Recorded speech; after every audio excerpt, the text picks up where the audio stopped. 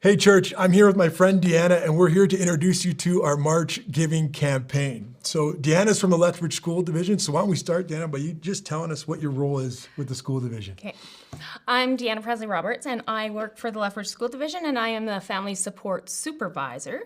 The Family Support Program is a four-person team that provides support across our entire division to the families identified by our school community that just need an extra set of helping hands or a separate mind in order to work through some problems that they're navigating.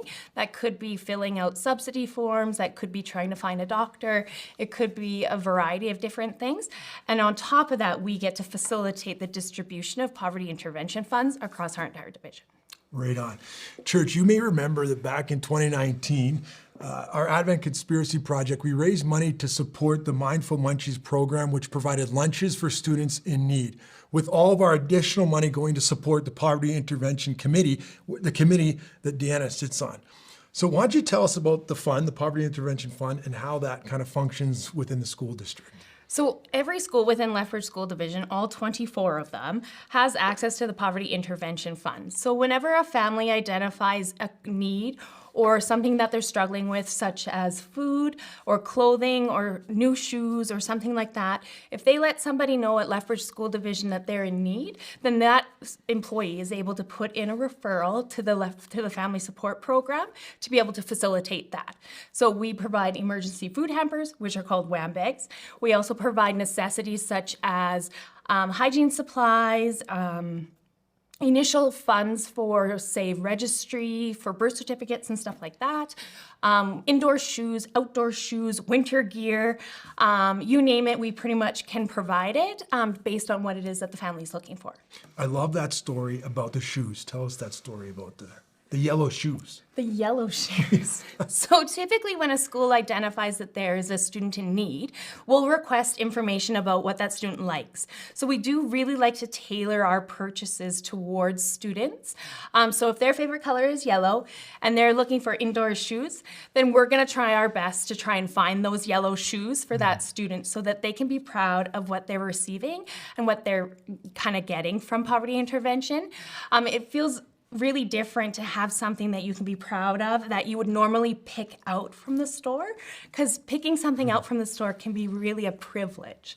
If you don't have the funds or anything like that, you kind of just get those hand-me-downs or you get whatever's available at the thrift store and stuff like that. So to be able to pick something out or to put in a request for yellow shoes, it feels absolutely phenomenal to be able to meet that student's need with something that they would naturally pick on their own.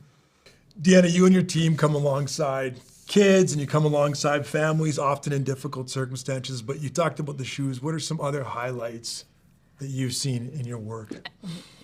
And I think realistically, the kids are so appreciative of being able to receive something from people that don't even know them.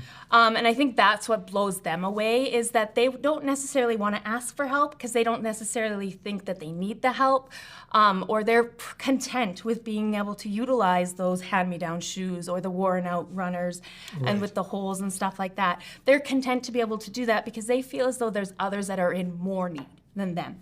But I know on a regular basis our kids express that they can't believe that the community cares about them to be able to provide them something that they need, not necessarily want, but need in order to participate in some of those activities that their peers get to participate in without having to think about it.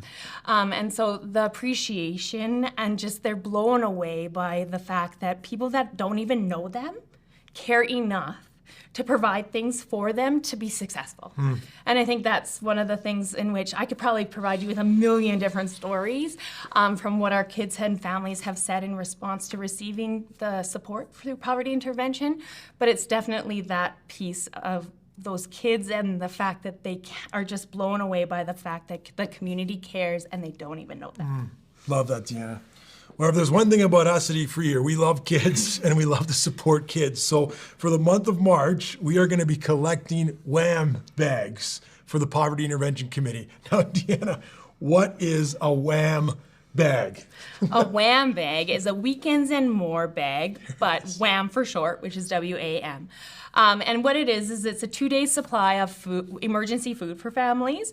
And so kids are getting their needs met through breakfast programs and mindful munchies at schools and stuff like that. But typically when they go home, that pantry may be bare.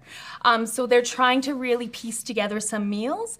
And so Weekends and More is available through all of our schools and through any individual that is a Lethbridge School Division employee that is made aware that a family is in need of food. And so what it does is it strives to provide about $35 to $40 worth of non-perishable food items. So like the canned vegetables, some canned fruit, pasta, rice, spaghetti sauce, some canned protein to go in there to make up a meal for a family, as well as some snacks for kids. And then in addition to that is a $35 gift card for Loblaws, which is Wholesale Club, Superstore, and No Frills, which seems to kind of meet all of the areas of our city and what's available in grocery stores across town. And so they're able to buy those perishable items. So that milk, the eggs, the butter, the cupcake mix for mom's birthday, that type of thing, in which families may not have enough of or may need more of, depending on if they're accessing the Lethbridge Food Bank and Interfaith Food Banks and that type of thing. Thank you, Deanna. So, church, that list of how to fill a WAM bag will be available online and at the info desk, and you could come and bring your bag any Sunday in the month of March. So we're looking forward to this. Thank you, Deanna, for coming in, for sharing what you do. Awesome. Love what you guys are doing. Thank you so much. Yeah, thank you, Deanna.